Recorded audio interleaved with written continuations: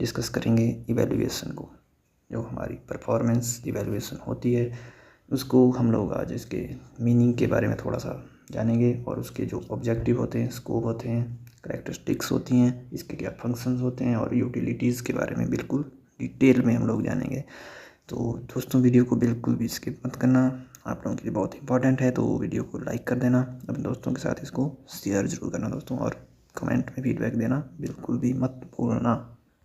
तो वीडियो शुरू करने से पहले दोस्तों आपको मैं थोड़े से इंपॉर्टेंट जो इन्फॉर्मेशन वो दे दूं कि आप लोग सिर्फ इस वीडियो को देख के स्किप मत कर देना। आप लोगों के लिए पूरी प्लेलिस्ट बनी हुई है, एक बार जाके प्लेलिस्ट को ज़रूर चेकआउट करना। आपको इस वीडियो के जो डिस्क्रिप्शन है उसमें भी लिंक मिल जाएगा और आप लोग चैनल पे जाकर भी प्लेलिस्ट को चेकआउट कर सकते हैं। वहाँ पे आपको बहुत ज़्यादा इंपॉर्टेंट वीडियोस, जो भी टॉपिक्स हैं इंपॉर्टेंट, जो बार बार आपके एग्जामिनेशन में क्वेश्चन पूछे जाते हैं, वो इसमें कंक्लूडेड है। और प्रीवियस ईयर क्वेश्चंस, उसके आंसर्स और जो लेसन प्लान होते हैं दोस्तों आपके, वो सब कुछ आपको इस चैनल पे मिलने वाले हैं। तो चैनल को सब्सक्राइब करना बिल्कुल भी मत भूलना। तो चलिए वीडियो को शुरू करते हैं। तो दोस्तों इवैल्यूएशन यानी कि मूल्यांकन, इसके जो मीनिंग है उसके बारे में हम लोग पहले डिस्कस कर चुके हैं दोस्तों। पिछली वीडियो में हम लोगों ने बिल्कुल डिटेल वीडियो बनाई थी, उसके अंदर हम लोगों ने सिर्फ मूल्यांकन के बारे में ही बात की थी। तो चलिए फिर भी मैं आपको आज मोटा मोटा बता देता हूँ कि मूल्यांकन होता क्या है। तो दोस्तों जो कोठारी आयोग था उसके अनुसार जो डेफिनेशन थी उसमें से 2-4 शब्द आप लोग यह देख लिए कि जो मूल्यांकन होता है वो निरंतर प्रक्रिया है। एक जो मूल्यांकन होता है वो एक कंटिन्यूअस जो एक प्रक्रिया है। यह जो है तो दोस्तों शैक्षिक उद्देश्यों से संबंधित होती है। तो दोस्तों ये एक शैक्षिक प्रक्रिया है, इसमें जो टीचिंग के जो ऑब्जेक्टिव्स होते हैं उनको हम लोगों ने किस हद तक जो है तो प्राप्त कर लिया है। जो शिक्षक होता है वो जो लेसन हम लोगों को पढ़ाना चाहता है, जो हम लोगों को पाठ्यक्रम में जो उद्देश्य होते हैं प्रत्येक पाठ्यक्रम के, कि इस चीज़ को पढ़ाने के बाद स्टूडेंट्स में ये परिवर्तन होना चाहिए, उनमें ये वैल्यूज़ का निर्माण होना चाहिए, उनके जो मानसिक विकास है वो इस स्थिति तक हो जाना चाहिए, इस स्तर तक हो जाना चाहिए, उनको इन चीज़ों का ज्ञान हो जाना चाहिए। तो उन सभी चीज़ों को ध्यान में रखकर जो है तो वो पाठ्यक्रम बनाया जाता है। तो हम लोगों ने उन उद्देश्यों को कहाँ तक जो प्राप्त किया हुआ है, उन चीज़ों को जानने के लिए की जाने वाली प्रक्रिया है, उसको कहते हैं दोस्तों मूल्यांकन। उसमें हम लोगों को पता चल जाता है कि हम लोगों ने कितना गेन किया हुआ है नॉलेज।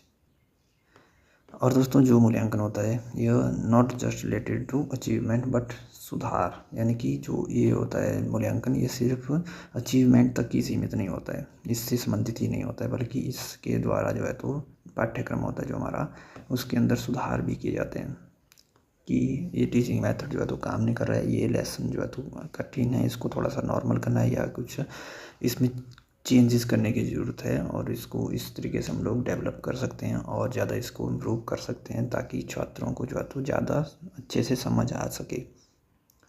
तो ये जो है तो सिर्फ अचीवमेंट यानी कि जो उन्होंने उपलब्धि की है वहाँ तक ही सीमित नहीं होता है, बल्कि ये सुधार का एक कार्य होता है कि स्टूडेंट्स को क्यों समझ नहीं आ रहा है, क्या कारण है, उनमें सुधार किए जाते हैं। फिर इसके लिए भी दोस्तों जो मूल्यांकन होता है वो इम्पोर्टेंट होता है। तो दोस्तों अब बात करते हैं इसके ऑब्जेक्टिव्स की। तो दोस्तों जो मूल्यांकन होता है वो स्टूडेंट्स में होने वाले जो परिवर्तन होते हैं उनकी जानकारी हमें प्रदान करता है। और जो मूल्यांकन होता है दोस्तों वो निर्धारित लक्ष्य, जो हमारा शैक्षिक जो कार्य होता है उसके अंदर हम लोगों ने निर्धारित किए होते हैं कि हम लोगों ने ये लक्ष्य जो है तो प्राप्त करने हैं, तो उनकी प्राप्ति की जानकारी देता है कि हम लोगों ने किस हद तक जो है तो उनको प्राप्त कर लिया है। अगर हम लोगों में कोई कमी रह गई है हम लोग अब उन लक्ष्यों को प्राप्त करने में, तो हम लोग फिर से दोबारा प्रयास करते हैं, और जो हमारी टीचिंग मेथड्स होते हैं, जो भी हमारे विधियाँ होती हैं, उनमें हम लोग थोड़ा सा चेंज करते हैं और दोबारा से हम लोग नए तरीके से उस प्रक्रिया को दोबारा करते हैं। तो फिर हम लोग उन जो लक्ष्य हम लोग निर्धारित किए होते हैं उनको प्राप्त कर लेते हैं। इसके बाद दोस्तों ये शैक्षिक क्रियाओं की योजना बनाने में हमारी हेल्प करता है और आवश्यकताओं और कुशलताओं को समझने में मदद करता है। जो स्टूडेंट्स होते हैं उनकी क्या आवश्यकताएं हैं, उनकी क्या कुशलताएं, वो किस चीज़ में बेटर कर सकते हैं, वो उनकी जो नीड्स हैं, उनको इस चीज़ की ज़रूरत है, उनको इस तरीके से समझाया जा सकता है। इन चीज़ों को समझने के लिए जो है तो हमारे मूल्यांकन करता है मूल्यांकन। और दोस्तों छात्रों तथा टीचर्स की जो सेल्फ डेवलपमेंट होती है उसमें मदद करता है। जो स्टूडेंट्स हैं उनको अपने विकास में मदद करता है कि मूल्यांकन के द्वारा उनको पता चल जाता है कि हम लोग किस चीज़ में वीक है, किस जगह पर हम लोगों को सुधार करने की आवश्यकता है। उसी प्रकार जो है तो जो टीचर होते हैं उनको भी पता चल जाता है कि हम लोग कहाँ पर वीक हैं और हमें कहाँ पर सुधार करने की ज़रूरत है। इससे उनका जो सेल्फ डेवलपमेंट होता है, उनका आत्म जो है तो विकास होता है। और इसके बाद दोस्तों जो शिक्षक है उसकी योग्यता और कुशलता की जांच के लिए भी ये बहुत ज़्यादा इम्पोर्टेंट होती है। उसकी योग्यता और कुशलता की जांच करने के लिए भी हम लोग जो मूल्यांकन है उसको करते हैं कि टीचर कितना योग्य है, कितने अच्छे तरीके से पढ़ाता है और कितने अच्छे तरीके से पढ़ा सकता है, और उसकी कुशलता कि वो कितना कुशल है किस कार्य में, उस चीज़ को जांचने के लिए, उसको परखने के लिए हम लोग मूल्यांकन करते हैं। दोस्तों इसके बाद हम लोग बात करेंगे इसके जो स्कोप होते हैं, स्कोप यानी कि जो उसका कार्यक्षेत्र है। तो दोस्तों मूल्यांकन के अंतर्गत हम लोग डिफरेंट क्लासेस यानी कि विभिन्न क्लासेस के अंदर जो विभिन्न सब्जेक्ट होते हैं उनकी जो विषय वस्तु होती है, उनका जो सिलेबस होता है, जो भी उनका सब्जेक्ट मैटर होता है उसका हम लोग मूल्यांकन करते हैं। और जो स्टूडेंट्स होते हैं, स्टूडेंट्स की योग्यता और कुशलता को हम लोग विभिन्न परीक्षाओं, विभिन्न प्रकार के जो अलग अलग प्रकार के डिफरेंट जो टेस्ट्स होते हैं उनके द्वारा हम लोग इनका मूल्यांकन करते हैं स्टूडेंट्स का। इसके बाद जो स्टूडेंट्स होते हैं उनका जो सोशल डेवलपमेंट यानी कि उनका जो सामाजिक विकास होता है उसका हम लोग मूल्यांकन करते हैं कि उनको सोशल डेवलपमेंट उनका कितना हुआ है।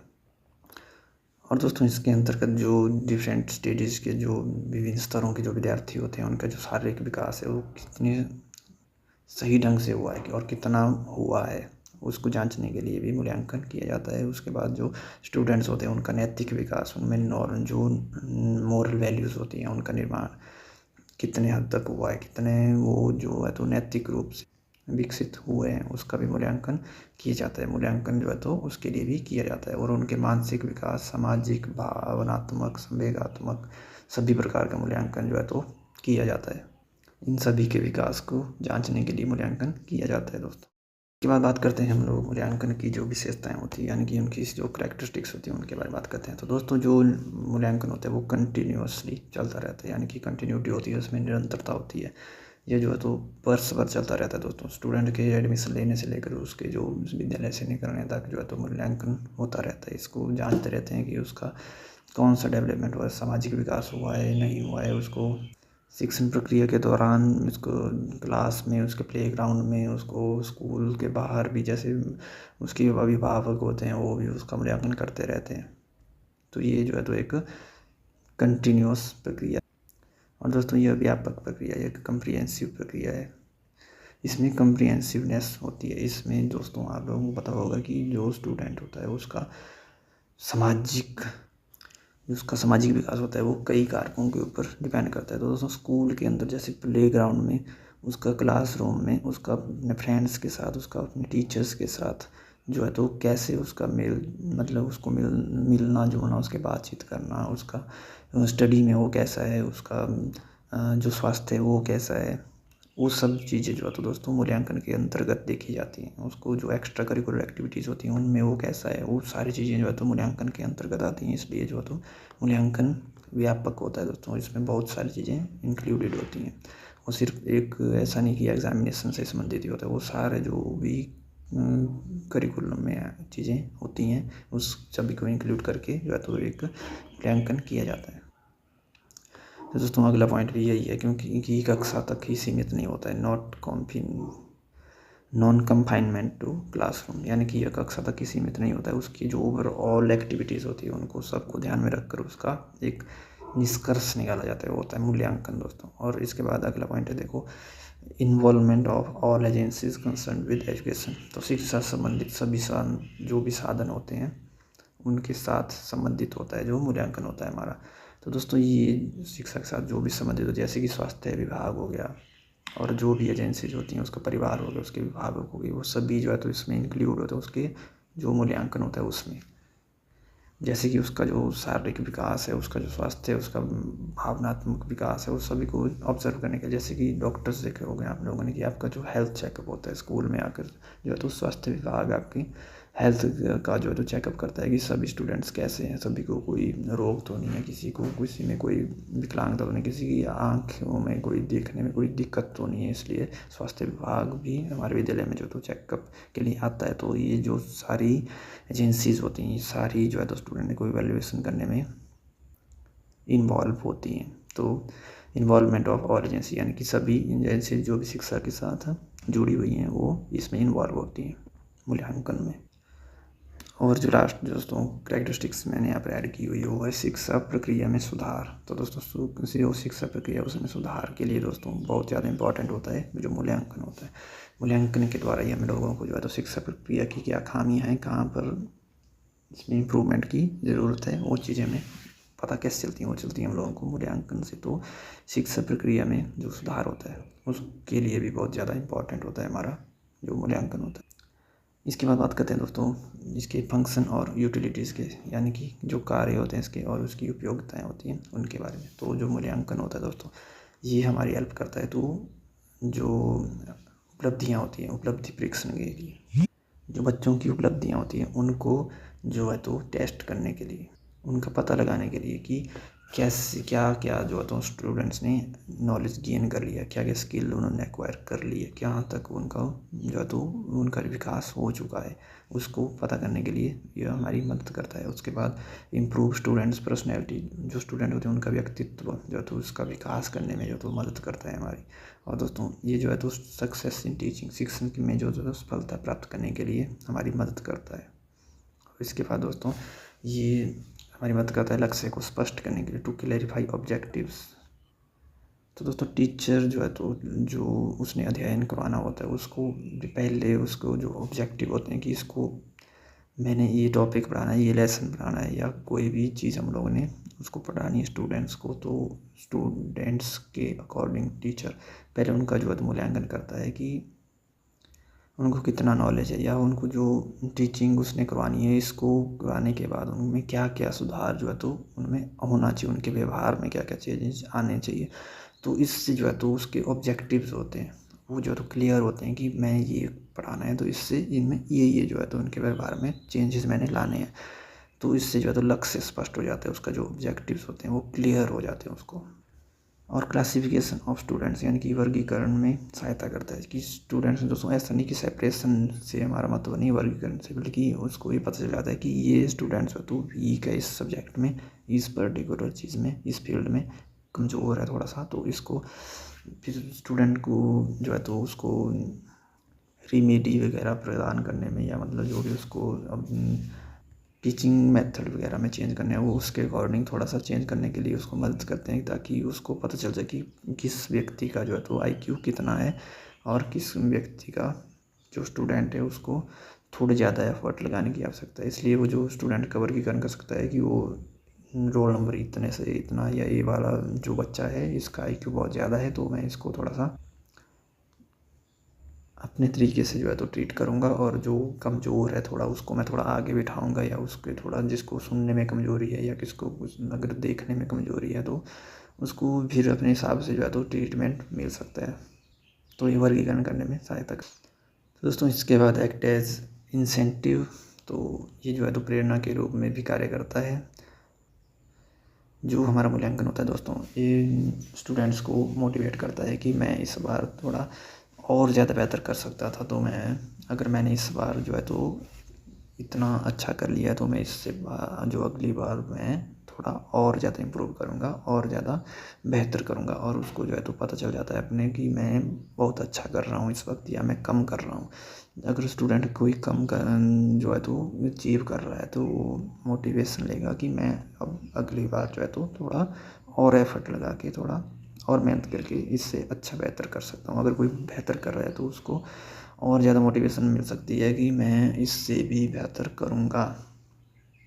और दोस्तों एडमिशन्स वगैरह जो बड़े बड़े कॉलेजेस होते हैं या कोई प्रोफेशनल कोर्सेज होते हैं उसमें जो है तो पहले एंट्रेंस एग्ज़ाम होता है, उसमें एडमिशन के लिए जो है तो अचीवमेंट टेस्ट यानी कि उसका स्टूडेंट्स का जो है तो एक टेस्ट लिया जाता है, उसमें उनको मूल्यांकन किया जाता है उनका कि ये स्टूडेंट्स जो उनको बेहतरीन स्टूडेंट्स होते हैं जो अच्छे मार्क्स लेते हैं, या उनको मूल्यांकन के द्वारा दोस्तों जो भी इसके लायक होंगे उसकी कैपेबिलिटी होगी तो वो अच्छी जो है तो स्टूडेंट्स उनको मिलते हैं। तो दाखिले में भी हमारी मदद करता है, स्कॉलरशिप प्रदान करने में जो है तो मूल्यांकन हमारी मदद करता है, गाइडेंस देने में हमारी मदद करता है। गाइडेंस दोस्तों किस प्रकार से, क्योंकि जो स्टूडेंट्स वीक हैं जो स्टूडेंट्स स्ट्रॉन्ग है तो उनको अलग अलग प्रकार से जो है तो फिर गाइडेंस दी जाती है कि तुम लोग ऐसा करो, तुम इससे जो है तो अच्छा कर सकते हो। इसके बाद बात करती है दोस्तों कि पाठ्यक्रम में परिवर्तन, जो पाठ्यक्रम में चेंजेस आए जाते हैं वो दोस्तों मूल्यांकन के द्वारा असंभव है। उसके लिए मूल्यांकन करना ज़रूरी होता है, बहुत ज़्यादा इम्पोर्टेंट रोल निभाता है ये पाठ्यक्रम में परिवर्तन लाने के लिए। और जो स्टूडेंट्स की प्रोग्रेस रिपोर्ट होती है, यानी कि जो प्रगति रिपोर्ट होती है, उसको बनाने में मूल्यांकन हमारी बहुत ज़्यादा हेल्प करता है। और जो रिसर्च वर्क होता है, जो अनुसंधान होते हैं, उनमें डाटा प्रदान करने के लिए भी मूल्यांकन बहुत ज़्यादा इम्पोर्टेंट रोल निभाता है। इसके बाद दोस्तों नीड की क्या आवश्यकता रहती है मूल्यांकन की। तो मूल्यांकन की दोस्तों आपको पता ही है कि जो हम लोगों ने पीछे इसकी उपयोगिता वगैरह पढ़ी, तो उसी को आप लोग थोड़ा सा मैनिपुलेट करके लिख सकते हैं कि हम लोगों को ये चीज़ें बहुत बेहतर करने के लिए हम लोग कर सकते हैं। तो मैंने थोड़ा सा आपको इसमें ज़्यादा नहीं बताया, क्योंकि आप लोगों को इतनी अंडरस्टैंडिंग सबको होती है, तो आप लोग सिर्फ यहाँ पे थोड़ा सा आइडिया देना कि यह दोस्तों सबके लिए इम्पॉर्टेंट है। जो मूल्यांकन है सभी फील्ड में, सभी चीज़ों में इम्पॉर्टेंट, जॉब में, एजुकेशन में, हेल्थ में, जो भी चीज़ें वहाँ पर मूल्यांकन जो उसका किया ही जाता है। सभी फील्ड में एडमिशन के लिए हो गया, जॉब प्रदान करने के लिए हो गया, या स्कॉलरशिप हो गई, जो भी चीज़ें। और जो चेंजेस और इम्प्रूवमेंट की हम लोगों ने कैसे, अगर हम लोग उन उद्देश्यों को, ऑब्जेक्टिव्स को प्राप्त नहीं कर पा रहे हैं, तो हम लोग जो हमारा सिलेबस है उसमें क्या चेंजेस कर सकते हैं, जो हमारे टीचिंग मेथड्स हैं उनमें क्या चेंजेस कर सकते हैं और इम्प्रूवमेंट ला सकते हैं। और जो हमारे रिजल्ट्स हैं, जो हमारे प्रोग्रेस है, जो हमारी अचीवमेंट है, उसको इम्प्रूव कैसे कर सकते हैं, उसके लिए इम्पोर्टेंट होता है। और दोस्त सिलेक्शन, तो जैसे कि जॉब में या किसी, जो अगर हम लोगों ने 10 में से कोई बेस्ट जो है तो, या बहुत अच्छे अच्छे जो कोई भी हम लोगों ने किसी को चूज़ करना है, तो उसके लिए दोस्तों हमारे मूल्यांकन की आवश्यकता होती है। सही सीधी सी बात है। अगर हमारे पास, अगर हम लोग जैसे फॉर एग्जांपल आप लोग जॉब के लिए अप्लाई करते हैं, तो अप्लाई तो दोस्तों लाखों स्टूडेंट्स करते हैं, तो अब मूल्यांकन किया जाता है, उनका टेस्ट होता है, टेस्ट में जो अच्छे जो नंबर आता है वो सिलेक्ट हो जाता है। तो सिलेक्शन में भी बहुत ज़्यादा इंपॉर्टेंट होता है। और आइडेंटिफाई, जो अगर हम लोगों ने वीक स्टूडेंट्स, जो जिनको कोई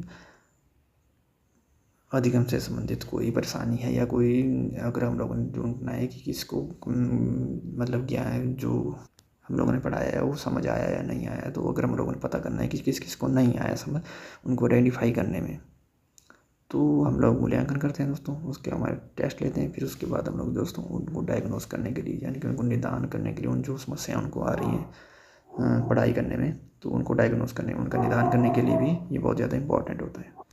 अब देखते हैं दोस्तों इसकी इम्पोर्टेंस क्या है। तो इम्पोर्टेंस में दोस्तों जो है तो ये बालकों में निहित योग्यताओं का पता लगाने में बहुत ज़्यादा इम्पोर्टेंट रोल निभाता है, और उद्देश्य प्राप्ति की सीमा के बारे में जानकारी प्रदान करता है कि हम लोगों ने जैसे उद्देश्य है वो किस सीमा तक हम लोगों ने प्राप्त कर लिया है, हम लोगों ने प्राप्त किया भी है कुछ या नहीं किया है, ये भी हमें पता चल जाता है। कि ऐसा नहीं टीचर आगे पढ़ा रहा है, पूरा महीना हो गया, 1 साल हो गया पढ़ाते पढ़ाते, और स्टूडेंट्स को कुछ भी समझ नहीं आया, तो दोस्तों ये तो बिल्कुल बेकार बात है। तो ये सब पता करने के लिए कि जो हमने पढ़ाया है बच्चों को समझ भी आया है या नहीं आया, तो उसके लिए भी हम लोग मूल्यांकन करते हैं। उसके बाद है दोस्तों छात्रों की उपलब्धि की जानकारी, जो छात्रों ने उपलब्धि मतलब जो अचीव किया है उन्होंने, सेम वही बात आ गई दोस्तों ऊपर वाली की, जो स्टूडेंट्स ने कितना परसेंट जो है तो हम लोगों ने जितना, अगर हम लोगों ने 100% सिलेबस करवा दिया है, कवर करवा दिया, तो उसमें से कितना परसेंट उनको समझ आया, तो वो उपलब्धि उनकी जानकारी, उसकी जानकारी लेने के लिए हम लोग जो है तो मूल्यांकन करते हैं।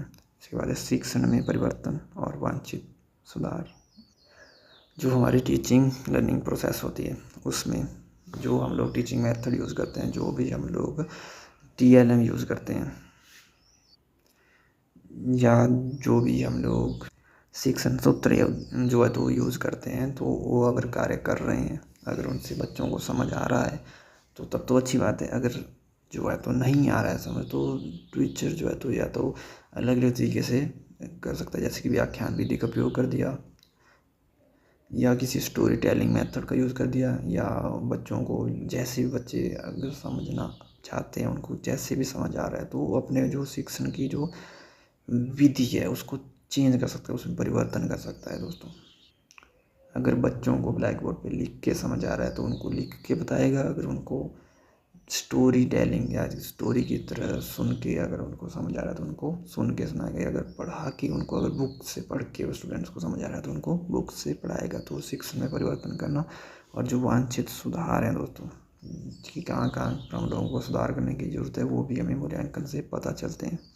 और मोटिवेशन के लिए तो दोस्तों अगर स्टूडेंट्स अच्छा प्रदर्शन कर रहे हैं तो उनको मोटिवेशन मिलती है कि हम लोग आगे भी इसी प्रकार से हम लोग अच्छा करेंगे, तो उसके लिए भी मूल्यांकन बहुत महत्वपूर्ण होता है। अब दोस्तों इसके बाद लास्ट में हम लोग बात करेंगे गुड इवैल्यूएशन की क्या क्या विशेषताएं होती हैं। तो दोस्तों इसमें जो है तो वैलिडिटी होती है, वैधता होती है, ये वैध होता है, इसके ऊपर कोई उंगली नहीं उठा सकता। ये इसमें सभी जो है तो जो भी इम्पोर्टेंट स्टेप्स होते हैं वो सारे इंक्लूडेड होते हैं। इसमें कोई भी प्रकार की अपारदर्शिता नहीं बरती जाती है, बिल्कुल पारदर्शी तरीके से इसको कार्य को किया जाता है। इसमें मूल्यांकन ऐसा होना चाहिए जिसमें वैधता होनी चाहिए, जो वैलिड हो, कि इसका ये नहीं कि आज इसका जो है तो रेटिंग स्केल में जो है परिवर्तन कर दिया कि आज इसको 100 में से अगर 80 नंबर आ रहे हैं तो ये A+ में है।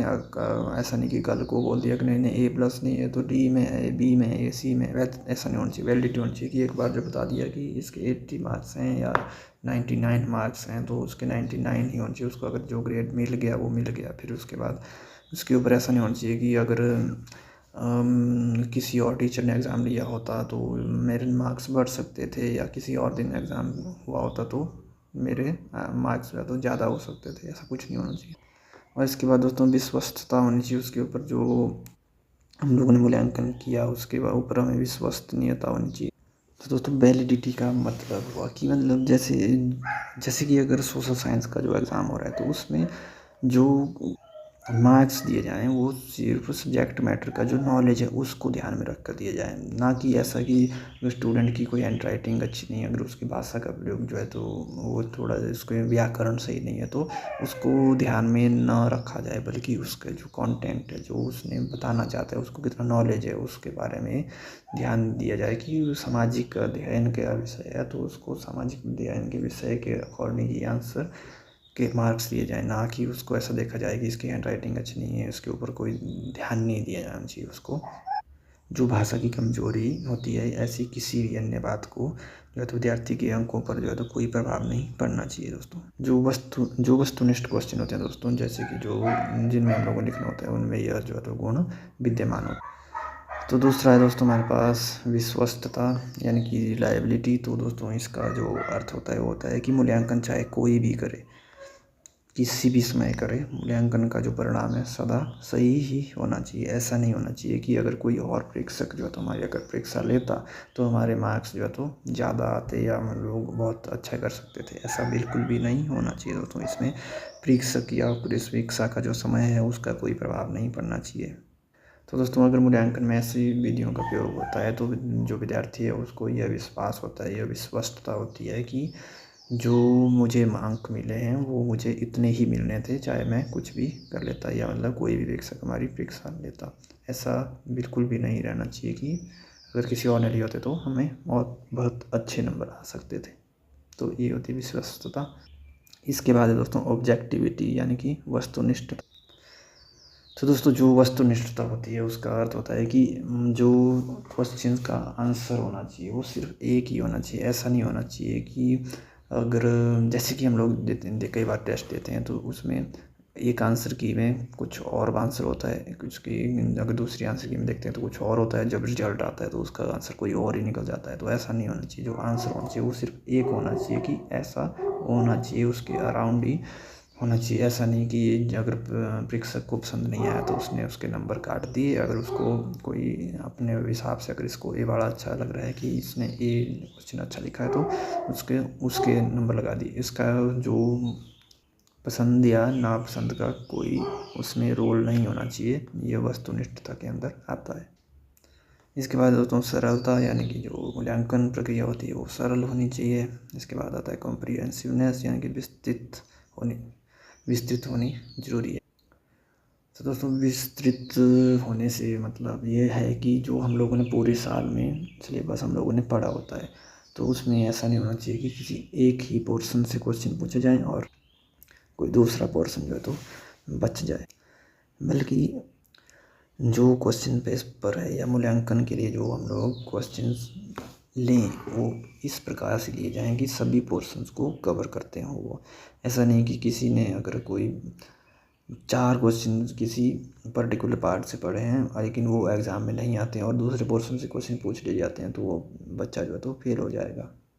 तो जो क्वेश्चन पेपर मूल्यांकन के लिए बनाया जाए उसमें इस बात का विशेष ध्यान रखा जाए कि अगर बड़े क्वेश्चन जो है तो किसी एक पर्टिकुलर पोर्शन से पूछे जाए तो छोटे क्वेश्चन भी उन सभी जो रेस्ट ऑफ द पोर्शन है उसमें से पूछे जाएँ, ताकि बच्चा अगर किसी को एक जो 4 क्वेश्चन नहीं आते हैं तो वो दूसरे क्वेश्चन जो है तो ज़रूर कर ले। यानी कि जो सभी पोर्शंस हैं उनमें से सारा जो सिलेबस उसने पढ़ा है उसमें से क्वेश्चन आने ही आने चाहिए। ऐसा नहीं कि कुछ आधे क्वेश्चन, आधे जो पार्ट है सिलेबस का उसमें से क्वेश्चन आए और आधे में से नहीं आए। इसलिए जो सिलेबस है उसको सारे को में कवर करे जाना चाहिए, यानी कि कुछ एक क्वेश्चन चाहे छोटे आ जाएँ कुछ बड़े आ जाएँ लेकिन आना चाहिए सारे सिलेबस में से। कॉम्प्रिहेंसिवनेस इसमें से विस्तृत रूप में जो है तो मूल्यांकन होना चाहिए। इसके बाद दोस्तों लास्ट में निदानात्मकता यानी कि डायग्नोस्टिसिटी होनी चाहिए। इसमें जो मूल्यांकन होता है हमारा, यानी कि जो स्टूडेंट है उसको अपने जो भी मूल्यांकन में पता चलता है कि मेरे इसमें जो है तो अच्छे गुण हैं, इसमें मैं कमज़ोर हूँ, इसमें मेरे जो है तो कमियां हैं, इस जो भी पर्टिकुलर पर्सन है, तो उस मूल्यांकन से जो है तो स्टूडेंट का निदान होना चाहिए, यानी कि वो उनको सुधार कर सके उन चीज़ों को। मूल्यांकन ऐसा होना चाहिए। तो दोस्तों वीडियो बहुत लंबी हो गई है तो मैं उसके लिए माफ़ी चाहता हूँ, लेकिन दोस्तों अब ये कंटेंट ही इतना बड़ा था तो मैंने अपनी तरफ से बहुत कोशिश की कि मैं इसको थोड़ा शॉर्ट करने की कोशिश करता था, लेकिन फिर भी दोस्तों अगर ज़्यादा ही शॉर्ट कर लेते तो फिर समझ नहीं आता आपको। दोस्तों अगर आपको वीडियो अच्छी लगी है तो आप लोगों ने इसको अपने दोस्तों के साथ शेयर करना है, चैनल को सब्सक्राइब करना है और चैनल को एक बार ज़रूर विजिट कर लेना है। अपने पूरी प्लेलिस्ट चेक करनी है कि आप लोगों के लिए हम लोगों ने बहुत मेहनत से दोस्तों पूरी प्लेलिस्टें बनाई हुई है, तो आप लोग एक बार चेकआउट ज़रूर करना। ठीक है दोस्तों, मिलते हैं अगली वीडियो में, तब तक के लिए जय हिंद, नमस्कार।